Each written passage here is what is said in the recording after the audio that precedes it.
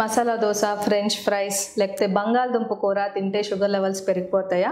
ఇందులో వాస్తవాలు ఎంతవరకు ఉన్నాయో ఇప్పుడు మనం చూద్దాం.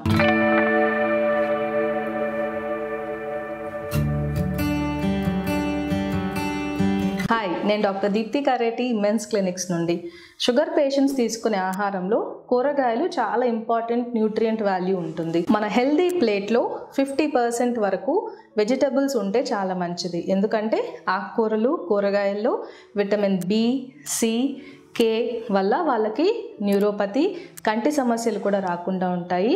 షుగర్ పేషెంట్స్ కూరగాయలు ఎక్కువగా తీసుకోవడం ద్వారా ఫైబర్ ఎక్కువ ఉంటుంది.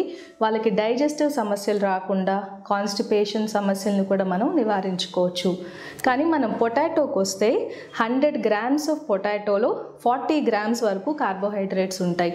ఇవి కాంప్లెక్స్ కార్బోహైడ్రేట్స్ అయినా సరే త్వరగా డైజెస్ట్ అయిపోతాయి కాబట్టి షుగర్ లెవెల్స్ పెరిగిపోయే అవకాశం ఉంటుంది. వెస్ట్రన్ కంట్రీస్లో పొటాటో అనేది మెయిన్ సోర్స్ ఆఫ్ కార్బోహైడ్రేట్. కానీ మనం అలా తీసుకోం కదా. మన ప్లేట్ అంతా వైట్ రైస్ లేకపోతే మిల్లెట్స్, జొన్న రొట్టెలు, చపాతీతో నింపేస్తాం. అందులో ఉండేది కార్బోహైడ్రేటే.